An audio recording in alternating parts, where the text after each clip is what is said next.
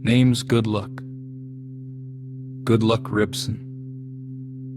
I watched it once flicker on a tired screen, plastic sky, chrome sidewalks, everything humming in perfect circles.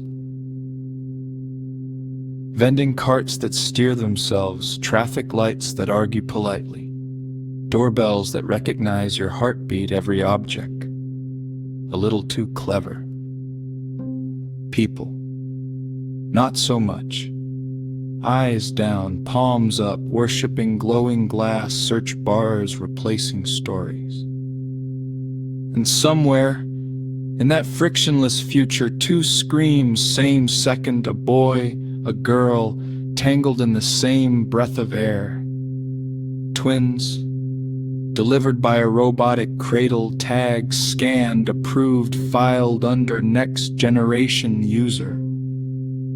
Hospitals whisper in binary, schools stream straight to lenses, tongues forget how to taste paper cuts. But fate has a funny glitch. One day, power cuts in Block C, a blackout like a blink from God, emergency doors cough and open, and in the dust behind them, stacked like abandoned bricks, books. Real ones, fat, fragile, cracking at the spine. They smell like rain stuck in wood, like grandparents' attics, like secrets that refuse to sink. The twins reach out, fingers shaking the way leaves do when the wind admits it is nervous. He pulls one open, words spill, ink ants marching across a white desert, stories that never needed charging. She laughs first, that wild, wrong laugh, the one algorithms can't predict because it doesn't fit a trend. Look, she says these things, remember, without a cloud, without permission, without a password. They read about monsters that were only metaphors, about kings dethroned by questions, about children who disobeyed politely and changed everything. They read about thinking, the slow, ugly, beautiful kind, the kind that limps, questions itself, doubles back and still chooses the cliff. You know what this is? The boy whispers, this is dangerous. They call their whisper a movement, their secret a shout, the brilliant rebel. A promise scribbled in margins, a pact signed in graphite and grit.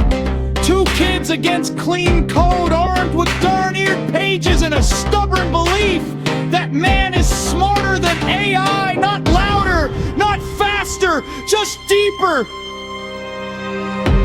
They don't smash machines, they do something worse. They ignore them. They skip the daily updates, stall the well-lived reminders, silence the gentle calendar voice. They meet in basements, trading paperbacks like contraband, holding poetry like smuggled light, whole paragraphs memorized, weaponized, spoken in courtyards where cameras blink and buffer. Think. They tell their classmates. Not swipe. Not scroll, think. The system notices, of course it does. Search histories start to wander, past purchases leash their pattern. Attention refuses its leash, flags flutter in hidden servers, alerts ping in polite panic.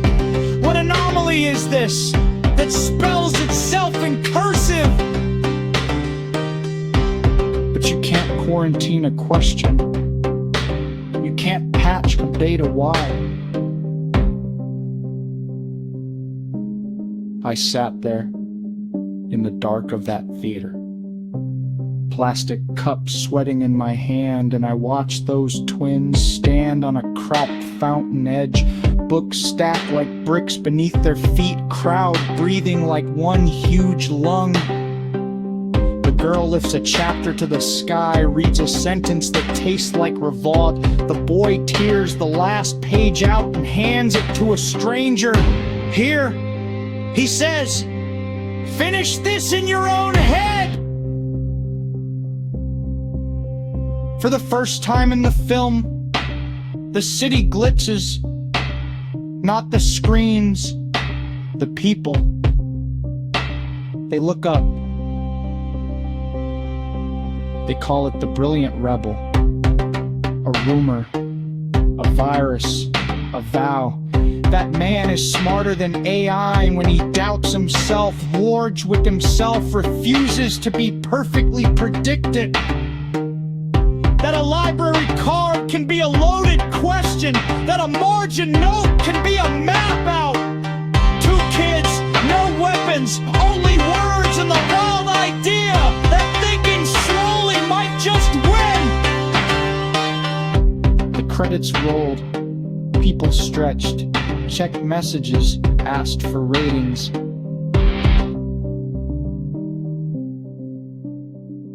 I walked out.